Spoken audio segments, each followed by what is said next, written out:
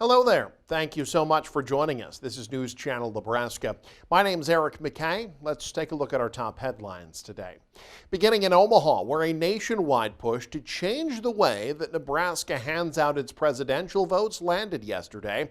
The state's 5 electoral votes, a major battle between Republicans and Democrats, and as Joe Jordan tells us, there's no telling where the fight goes from here. Some were in line 2 hours early. Rally organizers estimating upwards of 600 on hand, told that this year's race for the White House is going to be close, possibly boiling down to one of Nebraska's 5 electoral votes. Welcome everyone to the Win Every Vote rally. There's been a lot of momentum and a lot of movement behind this. That momentum all part of a nationwide right-wing push to change the Nebraska vote to winner take all, that without it, a Trump win is in jeopardy. If he were to flip Arizona, Georgia, and Nevada, he would lose potentially by 1 electoral vote because Omaha, Nebraska is not rolled into the overall state of Nebraska. Nebraska, the fate of the nation, and whether we get 4 more years of Joe Biden could come down to you guys. Can you imagine? Right now, Nebraska's 5 electoral votes are divided up, 2 statewide and 1 for each congressional district. A Joe Biden win in Omaha's 2nd congressional district would hand Biden that 1 electoral vote, as it did in 2020. But going to winner take all would all but guarantee a Donald Trump clean sweep of Nebraska's 5 electoral votes. All right, I think we're full. The venue, Lord of Hosts Church in Republican Southwest Omaha, the target of a never-Trumper State Senator Megan Hunt tweet noting, "Here's the IRS form to fill out to complain about the tax-exempt status of the church hosting this event." The Nebraska Democratic Party running a mobile billboard targeting Trumpers, defending the current vote. Party Chair Jane Klebb arguing, Trump extremists did their best to interfere with our fair electoral process, and they failed. Klebb adding the party is prepared to keep fighting to protect our fair electoral voting system. You'll go around the tent to the right. Sound good? That fight apparently would have to involve a special legislative session called by Governor Jim Pillen, who wants winner take all. But so far, no special session. No, not yet. In Omaha, Joe Jordan, News Channel, Nebraska. A bill allocating money directly to private schools in Nebraska is on to the next step. LB 1402 passed the first round of voting, 31-12 Tuesday. The bill, proposed by Senator Lou Ann Linehan of Elkhorn, allocates $10 million to a fund earmarked for private school scholarships.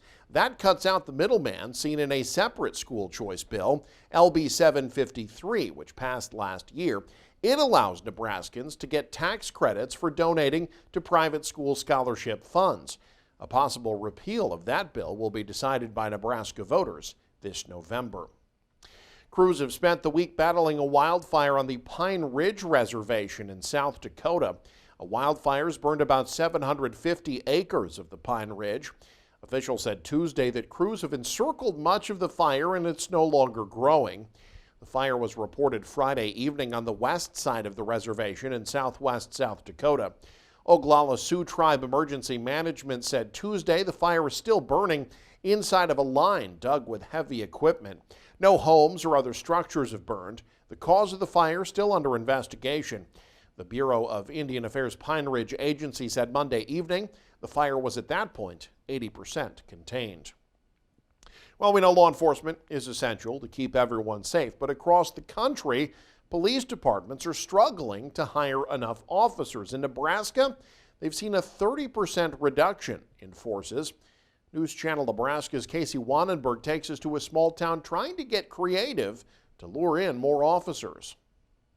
You always gotta look so serious. I don't know. Ask just about anyone in Valentine, and they can tell you who the chief of police is. I've been in Valentine since 1999. Dana Miller. They know all of us officers by our first name, and I think that's spectacular because in their day of crisis, they're not afraid of us. Miller, who jokes that her power bangs are on point today, This was my last day with Game & Parks. has been the chief for more than a decade and in law enforcement for almost 30 years. I haven't had a single day where I didn't want to come to work. But over the past decade, Miller has had a difficult time finding people with that same love. 10-8, we're right along. Brandon Ormisher is just one of 4 Valentine officers. The town has consistently had open positions for 3 years, including 2 current spots. We all do our part. At some point, working extra hours, working extra shifts. To try to attract more officers, the department has deployed all sorts of tactics, such as funny social media posts, job fairs, and advertisements. City Council has authorized a hiring bonus of $7,000, and that's kind of a trend across the nation of agencies trying to do that. It really hasn't attracted very many people, which is a surprise to all of us. Our thefts. A bonus that Ormisher says I have kids of my own. Is on top of the benefit of a very rewarding job. Trying to make the community safer for families in general. And if you're interested in becoming a police officer here in Valentine, you can find the details under this story at newschannelnebraska.com. Reporting in Valentine, Casey Wannenberg, News Channel Nebraska. Columbus's mayor is officially looking for a 3rd term. Mayor Jim Bulkley announced Tuesday that he intends to run again for mayor of the Platte County town. Bulkley's been in charge of city government in Columbus for 8 years now. In that time, the city has constructed a new community building and new police and fire stations. He was elected to replace current state senator Mike Mosier. He's being challenged by local Columbus resident Bill Green. Staying in Platte County, Fire and Rescue in Duncan looking for new funding after launching their own EMS division, stemming from having to part ways with Columbus Fire and Rescue. Andrew Pfeiffer has more. Duncan Fire and Rescue is now adding their own EMS services starting May 1st. After a long-time EMS partnership with Columbus Fire and Rescue, it's now coming to an end, and they are scrambling to support themselves. A little over a year ago, we were informed by Columbus that they can no longer serve our EMS protection without being compensated. This does not mean that Columbus is completely out of the picture. If crews are already busy assisting one situation, Columbus crews will send backup in support of the community of Duncan and vice versa.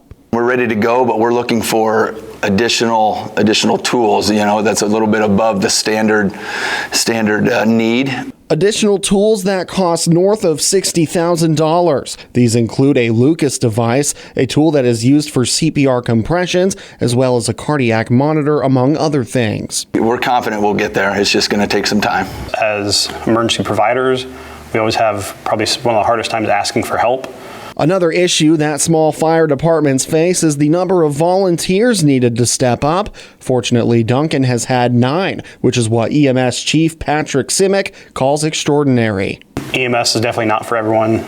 There are chances that you'll see some things that kind of upset normal people to where you do have to have a little bit extra in the tank kind of thing to take on some of them calls. And I just want to thank the people that are taking the EMT classes. It's hard to get people to volunteer for anything, and they've put in hundreds of hours. All in an effort to protect their community. We're working towards that goal, but we have a long ways to go. The town of Duncan will be holding many events to help fundraising for their new equipment and fire department expansion. Reporting in Duncan, Andrew Pfeiffer, News Channel Nebraska. A Northeast Nebraska small business being honored by an organization that advocates for rural Nebraska. Co-owners Rachel Barlow and Heather Vike of the River Mill Coffee Company in Neely are one of 2 businesses to receive the Center for Rural Affairs Entrepreneurship Award. The award given to businesses in rural Nebraska that demonstrate innovation and community leadership. The shop first opened in the summer of 2021 along 11th Street in Neely. Also getting recognized by the Center for Rural Affairs on Wednesday is Laundry Mex in Grand Island. In sports, the Class C Boys State Golf Tournament headed to Central Nebraska. The Nebraska School Activities Association Board of Directors accepted a bid for Grand Island to host the Class C Championship at Jackrabbit Run Golf Course and Indian Head Golf Club over the next 4 years. This after Riverside and Grand Island hosted the Class A Girls Tournament this past fall. The boys tournament had been hosted at Elks Country Club in Columbus. And a southeast Nebraskan provided tips during the biggest days of Missouri River fishing and reeled in some of the state's biggest catches. Dan Swanson has more on the retiring of a legend. Alan Papp, a Nebraska fishing legend with state and world records for largest catch, was busy with lifelong customers and family Saturday upon announcing his retirement after 70 years at a Nebraska city shop. Papp and his dad started Southeast Fur Buyers in the early 1960s to prevent wanton waste of coyote pelts, but his daughter Nancy knows his love was always fishing. He worked with the furs, tanned their hides, and did all that, but he was a fisherman. Every day when he closed up, when he was able, he'd be out fishing. Papp provided fishing tips to countless anglers at his position near the Missouri River, but he was most fond of climbing into a float tube and trying his luck on local farm ponds. It was there he caught his state record black crappie that earned worldwide acclaim. He wanted to outsmart him. I know there's a fish right here. To watch him work it, knowing I'm going to catch this fish. Dylan summed up what he learned from his grandpa's lifetime of selling bait and tackle and lifestyle and stories. Just getting out with friends and family is one of the most enjoyable things. Getting that time I spent with him, being excited about whatever you catch, pulling in a fish is a successful day. From Nebraska City, I'm Dan Swanson, News Channel Nebraska. And you can stay up to date with the very latest by following us online. Head to newschannelnebraska.com. Click on the News tab there. You can also follow us on X, like us on Facebook and Instagram as well. Thank you so much for joining us. Have a great day. You're watching News Channel Nebraska.